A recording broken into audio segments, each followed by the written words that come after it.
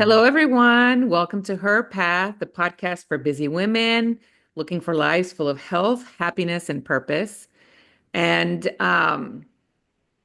let's talk about fad diets, dieting, wanting to lose the weight now, tomorrow. I don't have time to be fat. And I want to do it so fast that I'm in my perfect body weight by next week. I'm a family medicine physician. I do a lot of weight loss coaching all day long, every day. And it always amazes me how, when it comes to wanting to lose weight, we want to lose it so fast. We want to lose it by yesterday. And Mhm. we'll do anything to lose it in the short term. And one of the biggest things that people will jump on is to a fad diet. So, what does that mean? What exactly is a fad diet? So, it's a way of eating that's popular, but it's only for a short amount of time. And we've all done them. I mean, I've done all of them. So, things that you may have heard of before, fad diets. And these are things that are very popular um, and get good results with like keto, low carb, paleo, whole 30, plant-based, vegan, vegetarian, um, the cabbage soup diet, the almond diet. I mean, you name it. Anything that has a title, a name to it, it could be a fad diet for you because you will be so desperate, you will be so motivated, or you have an event coming up, a wedding coming up, a reunion coming up, and all of a sudden you look in the mirror and you're like, I need to do something. I don't like the way I look. I don't like the way I feel. I need to do something now. And you get motivated for a short period of time. You go through extreme measures, changing your eating habits, not eating at a certain time, eating a specific kind of food, and then nothing happens except for being hangry all the time, being frustrated, getting disappointed, um, angry, and then saying, screw it. This isn't working. I'm just not going to do anything at all. Fat dieting doesn't work, and we all know it doesn't work, but why do we keep doing it? Why do we keep jumping on things that are so extreme, make us feel so deprived, something that we can't keep up for long term? Why do we keep doing these things? And I will tell you for myself, when the times that I have jumped on to fad dieting has been because I felt like nothing was working. But I will be honest with you, I probably wasn't doing much to try to get any type of consistent weight loss. It's kind of like I was just thinking that I wanted to lose weight. I was thinking that I should be thinner. I was thinking that I wanted to feel better, but not really taking any action to make realistic changes that I could adopt forever. And that's something that a lot of us don't realize is that when we make changes, to get weight loss, it really is important for those changes to be sustainable over the long term. Mhm. Even if the changes are going to happen with the help of medication, or even if the changes in the weight are going to happen through adopting a specific way of eating, even if the changes are going to happen through a surgery, there has to be a baseline adoption of a lifestyle that is sustainable in the long term, that you feel good about, that you can stick to, that doesn't make you feel deprived, doesn't make you feel hungry all the time, doesn't make you feel like you're missing out on some things that you love in exchange for weight loss. Because in those moments that you do feel deprived, or you are hangry, or you are stressed out, if this isn't a way of eating that you can stick to, that supports your lifestyle instead of fights against your lifestyle, it's going to be a big failure. Mhm. Um, so There's even been studies done, medical studies done. There's a study in the in JAMA. It's a big medical journal that all the doctors and health professionals look to for medical and scientific knowledge. A study that was done looking at diets. It's called A to Z, looking at diets from A to Z. So starting from the Atkins diet all the way down to the Zone diet. And this study showed that in the long term, after 12 months, that no diet was significantly better than another diet in getting weight loss. And Mm. most of the people who did not stick to that way of eating gained all of their weight back. So dieting doesn't work. Fad diets don't work. So if dieting doesn't work, what the hell do we do? Are we just faded? Is that it? Screw it. Might as well just not do anything because diets don't work. No, it, something that does work. And there's another study that is that was a retrospective study that looked at people who actually set a structure for themselves and actually planned their meals. And this is even with all the things. This is with including the things that you love. This is including maybe even alcohol, maybe including sweets, maybe including um, carbs, or maybe including some fats. But people who structured their eating and actually tracked or logged or somehow kept that data, the record of the foods that they were eating, those people who actually planned and structured and tracked were more likely, I think it was like twice more likely to get weight loss and keep it off permanently. Mm. Permanent weight loss by just being insightful and intentional as to what you're putting in your body, documenting what you actually put in your body, having that information to look at and review and adjust given any results that you're getting, which is fascinating. And I've been keeping track. I've been logging my food. I want to say this is probably since after I graduated from college. Because in college, and that was in the 90s when I was in college. In the 90s, I gained the freshman. It wasn't 15 for me. It was like 20 pounds.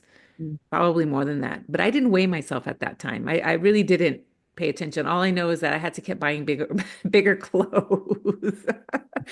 But so once I got into graduated college and went into the um, working world, and I started paying attention to my health, I started tracking and keeping a food log and documenting what I actually eat. And to this day, I still do that.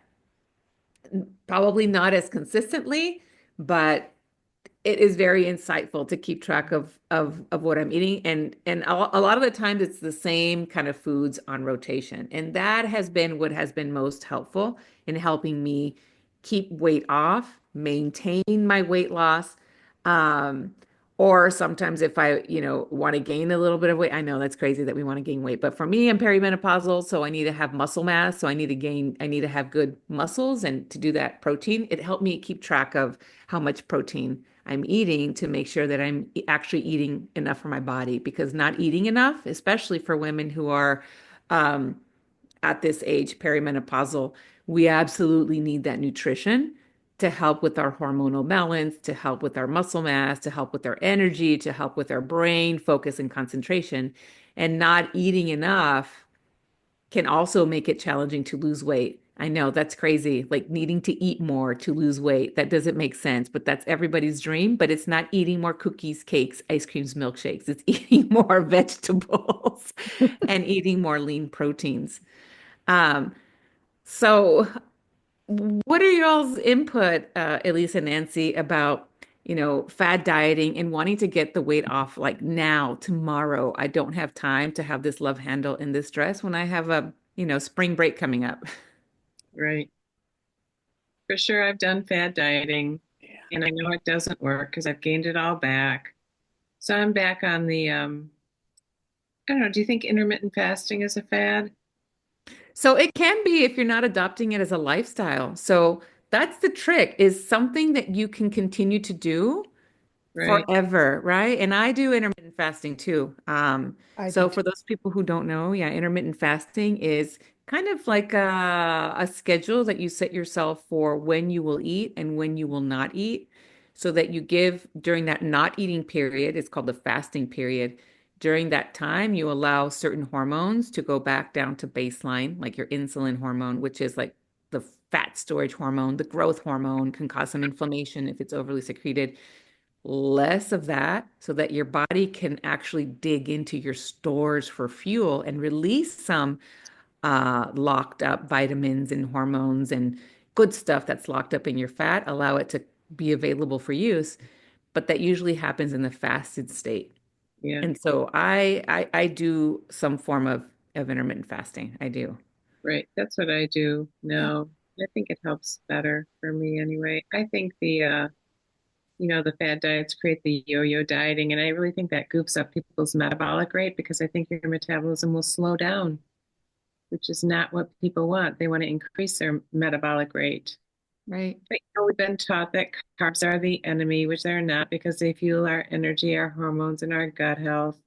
And eating fat makes you fat because it doesn't. It supports your hormones in your brain. So I think finding that sustainable way is great for your metabolism. Yeah. Balancing your blood sugar, getting enough protein in, getting enough plant foods, fermented foods, and probiotic fibers. Right. You want to avoid blood sugar spikes. You want to manage your stress. Cruciferous vegetables for liver health to get the hormones like filtered out. Right. And I think, and there are, when it comes to weight loss, we're all a little bit different in the kind of way we want to go about it. There are people who are very structured and will, once they decide they want to lose weight, and again, that reason why you want to lose weight is very, very, very important. And it's okay to want to lose weight for an event, it's okay to want to lose weight for you want to look good and fit in your clothing. And it doesn't matter really what your personal reason is for wanting to lose weight. Your reason matters. And for me, a lot of for me, it definitely is health related. I love having energy. I love feeling strong in my body. I love being able to go throughout the day without feeling like I need to take a nap. I mean, for me, that's the worst feeling in the middle of the day, having a busy work day and I have to talk to people all day long. And I really need to be able to concentrate on what someone is telling me. I really need to listen to what someone's telling me. Yeah. And so I need a way of eating that really helps me sustain my energy, that helps me with my focus and concentration. I don't like my guts to be bubbling and gurgling and making noises like, like that's the worst. I'm sitting talking to a patient and then it's like, brrr, I'm sorry. You know, ah, I don't like to have, an unsettled gut. Um, I'd like my bowel movements to be nice and regular, TMI, but people pay the doctor a lot of money to talk about their gut and their digestion because it's just out of whack. So much constipation comes from not eating foods that support your gut or, leaky gut, gut inflammation, irritable bowels. And I mean, all of this has to do with the things that we put in our body. And finding a way that works for you can sometimes be like um, you might have to try different things. There's not a one fit for each person. Right. Um, for me, I definitely do a lot better when I do a lot less sugar. Sugar doesn't really agree with me that well. No. Gluten doesn't agree with me that well. Um, Too much red meat, doesn't agree with me that well. It really constipates a lot of people and me too. I love it though. I love the way it tastes, but it just doesn't agree with me. And so knowing the things that don't agree with you, you will have to kind of experiment and eliminate some of those things to see how it affects your weight. Sometimes it causes a lot of water retention, some of those inflammatory foods that don't agree with you, fatigue, brain fog, body aches, rashes. I mean, a lot of people think that that some of their allergies are more from things that they inhale from the environment, but there's a lot of things that we eat that we have intolerances to or allergies to that they can present also manifest on your skin or in your gut. But it does take some experimenting to figure out what foods agree with you and then figuring that out, but at the same time setting a structure for yourself so that you are keeping track of the things that you're eating so that you can know what works for you and what doesn't. Mm. I've always said food is information. It big time is. Yeah. And sometimes there are some foods that you absolutely love. You taste great to you. They're very palatable, but they just don't agree with your body. And Right. that's where you're going to have to be honest with yourself and really decide whether or not it's worth it for you to continue overeating something that is actually causing you physical symptoms. Mhm.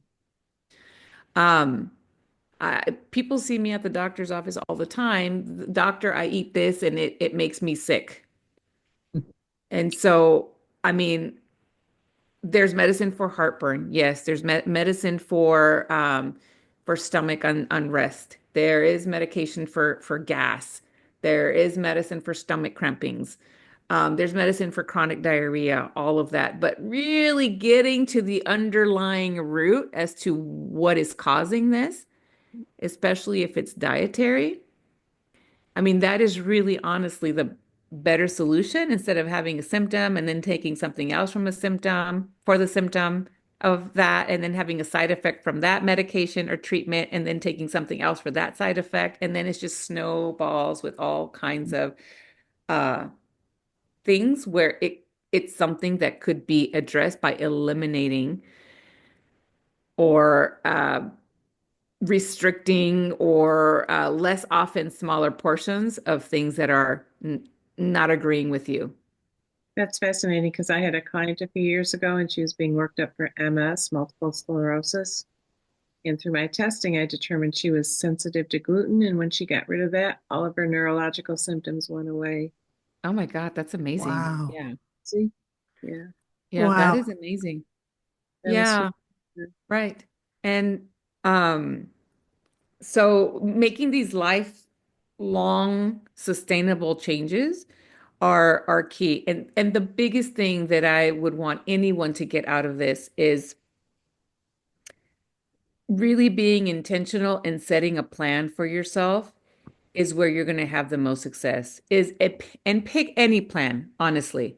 And I'm not going to say, start with low carb or start with keto or start with paleo because I was just having a conversation with a lady yesterday and I was telling her about plant-based eating. She's like, I hate vegetables. Mhm. I don't eat any of those things that you just mentioned to me.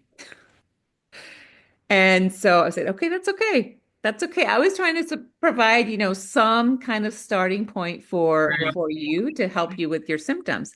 So I want you to make a list of all the things that you love to eat on the regular basis, but let's structure them and let's plan them so that you can have an idea of what you're putting into your body and how it's causing some of your symptoms. So that's what I recommend. Just start where you're at now.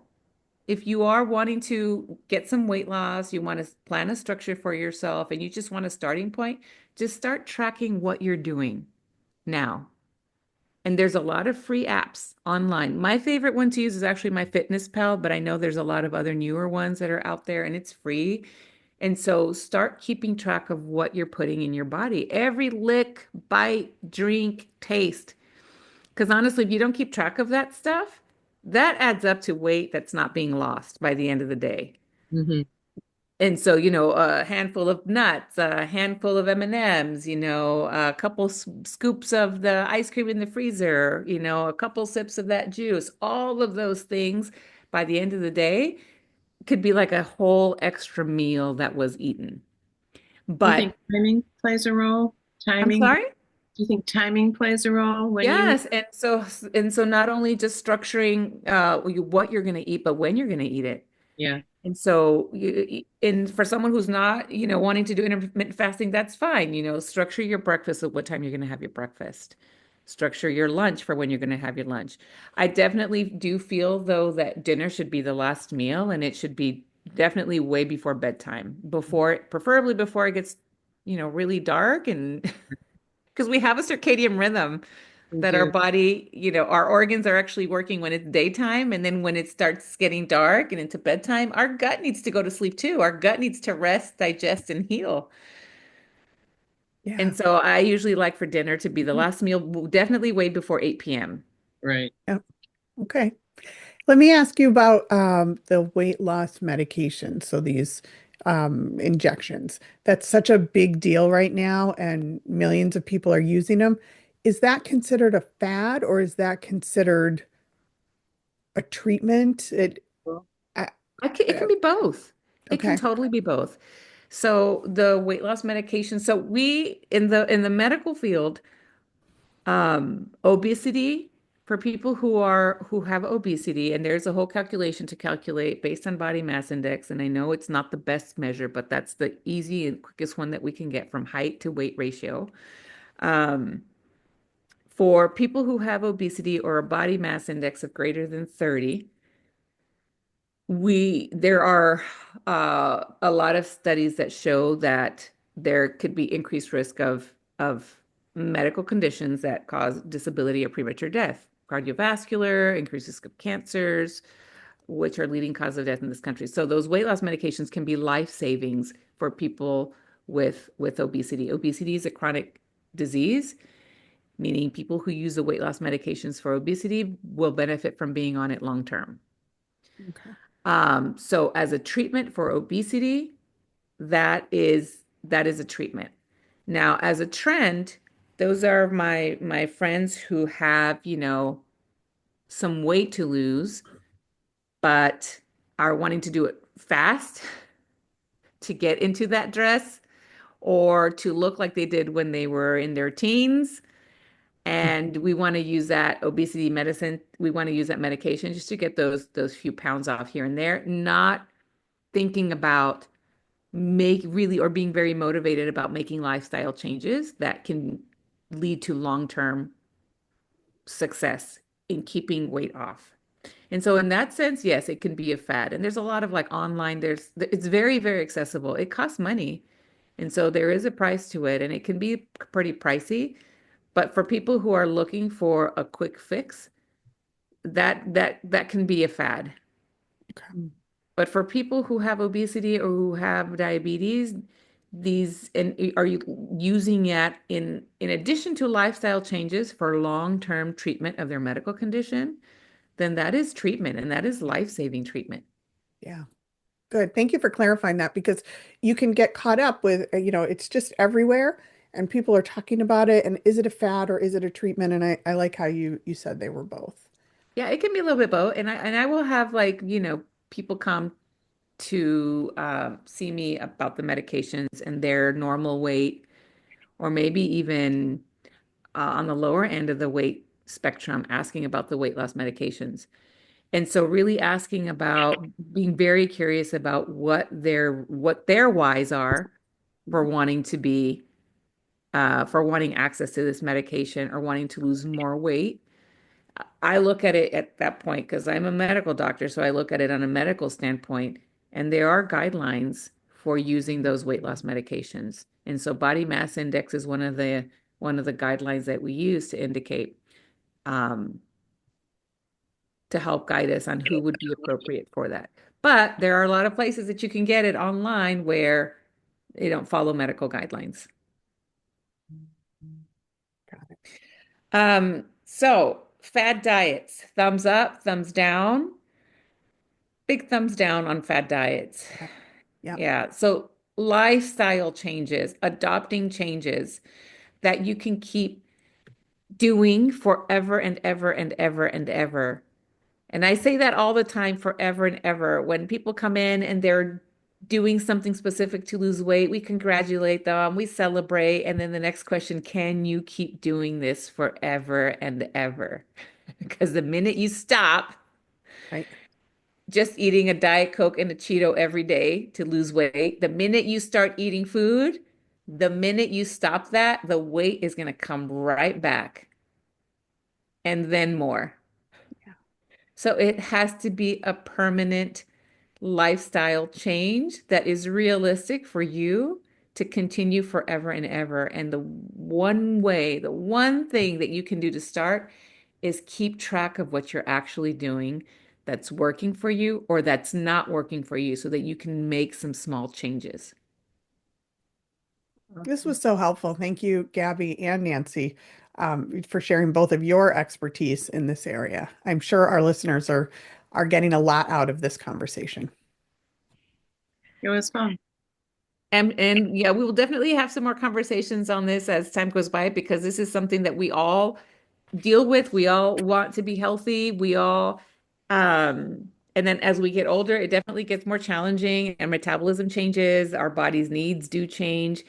Um, but going about it in a way that is sustainable and realistic and supports our body's needs is much more beneficial than trying to get, those 20 pounds off in 1 month through, white knuckling, not eating, starving ourselves. That definitely is not sustainable in the long term. Right. Well, we'll chat again soon. Y'all have a good one.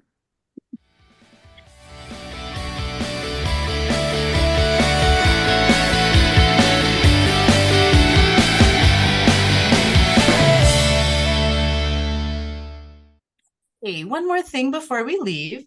This podcast is for informational and entertainment purposes only. We are certified professional coaches, but this broadcast is not a substitute for medical or psychological advice. Okay, thanks for listening. See you next week.